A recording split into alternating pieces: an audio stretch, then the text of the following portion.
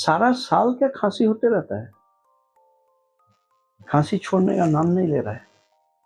ये सारा साल जो खांसी हो रहा है, ये क्या कोई गंभीर रोग का लक्षण हो सकता है?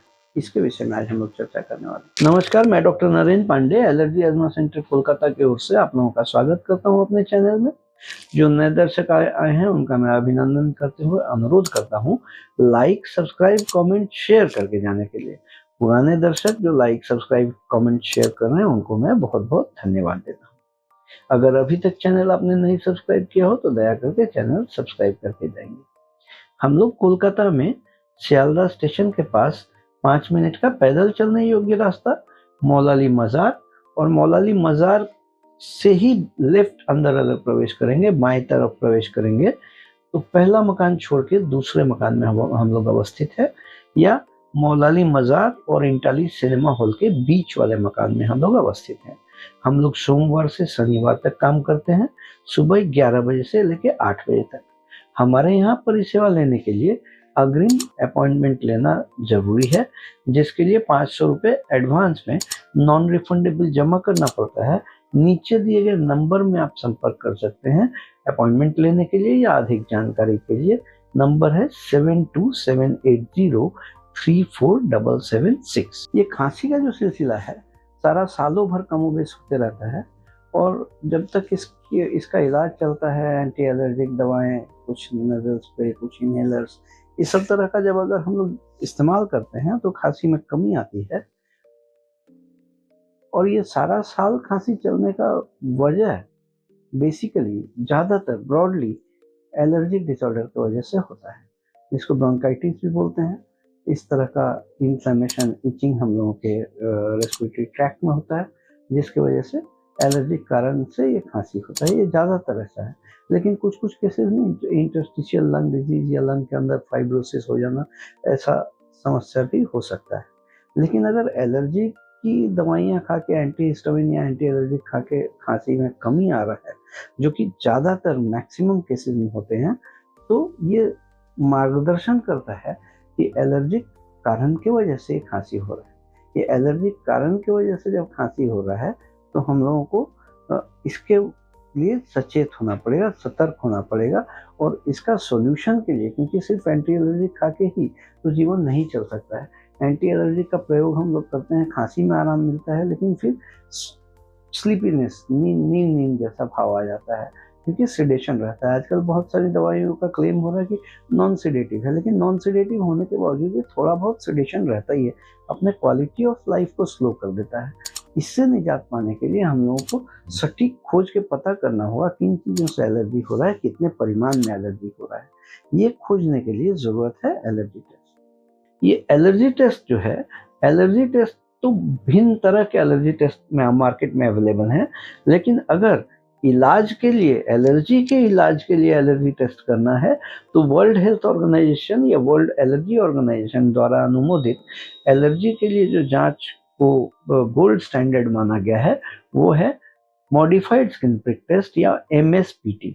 ये मॉडिफाइड स्किन प्रिक टेस्ट में भिन्न तरह के एलर्जेंस को चमड़े के ऊपर डाल के हम लोग मामूली प्रिक करके उसको रिएक्टिविटी कराते हैं स्किन से, और स्किन से के रिएक्टिविटी द्वारा हम लोग पता कर पाते हैं कौन कौन से एलर्जेंस आपके शरीर को सहन नहीं हो रहा है या एलर्जिक है, एलर्जिक हाइपर सेंसिटिव रिस्पॉन्स दे रहा है, और कितने परिमाण में दे रहा है, ये हम लोग पहचान पाते हैं।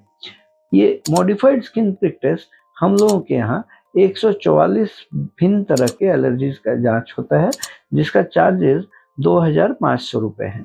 और ये टेस्ट करने के लिए आपको अग्रिम अपॉइंटमेंट लेने का ज़रूरत है, जिसके लिए 500 अग्रिम जमा करना पड़ता है, नॉन रिफंडेबल।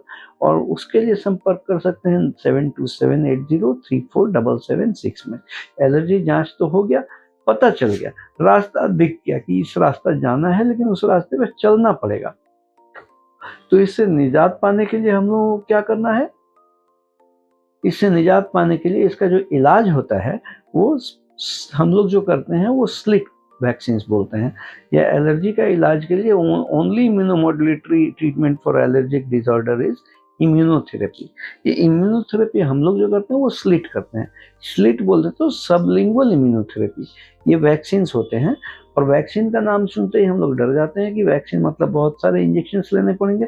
जी नहीं, ये स्लिट वैक्सीन सबलिंगुअल लिया जाता है, ओरल ड्रॉप की शक्ल में आता है, मुंह में पीने वाला ड्रॉप।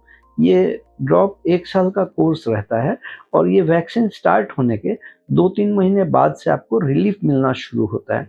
ये जो विंडो पीरियड है, 2-3 महीना जो समय है उसका रिलीफ देने वाला, इस बीच में पेशेंट को जो भी दवाओं का ज़रूरत पड़े उस दवाओं को देके नॉर्मल रखा जाता है, और जब वैक्सीन का एफिकेसी 2-3 महीने बाद आना शुरू होता है तो सारे दवा विथड्रॉ हो जाते हैं।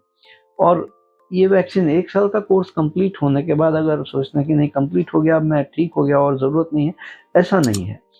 चूँकि ये वैक्सीन है, बूस्टर डोजेज़ से फ़ॉलो करना पड़ेगा। 3 से 5 साल तक बूस्टर डोज़ वैक्सीन का लेते हैं, तो हम लोग ये अनुमान कर सकते हैं कि लाइफ लॉन्ग सॉल्यूशन ये हो गया, प्रोग्रेशन नहीं होगा, डिजीज़ रिवर्ट होगा और लाइफ लॉन्ग सॉल्यूशन मिलेगा। एलर्जी टेस्ट का 2,500 रुपये चार्जेस हैं, कंसल्टेशन फ़ी हमारे यहाँ 1,000 रुपये है, और वैक्सीन का 1 साल का कोर्स का 8,000 रुपये कॉस्ट आता है। इस तरह का परिसेवा लेने का अगर ज़रूरत पड़े तो नीचे दिए गए नंबर 7278034776 में संपर्क करके आप अपॉइंटमेंट लेके आके ये परिसेवा ले सकते हैं। हम लोग कोलकाता में सियालदह स्टेशन के पास पैदल चलने योग्य 5 मिनट का रास्ता मौलाली मज़ार से बाएं प्रवेश करके एक मकान छोड़ के दूसरे मकान में हम लोग अवस्थित हैं। एलर्जी अजमा सेंटर, डॉक्टर नरेंद्र पांडे। आज के लिए इतना ही। आप लोग स्वस्थ रहें, खुशहाल रहें। वीडियो पसंद आया हो तो लाइक बटन प्रेस करेंगे, सब्सक्राइब नहीं किया हो तो एक सब्सक्राइब ऑल बटन प्रेस करें, और अगर शेयर करेंगे तो बहुत सारे लोग जिनको नहीं जानकारी उनको जानकारी हासिल हो।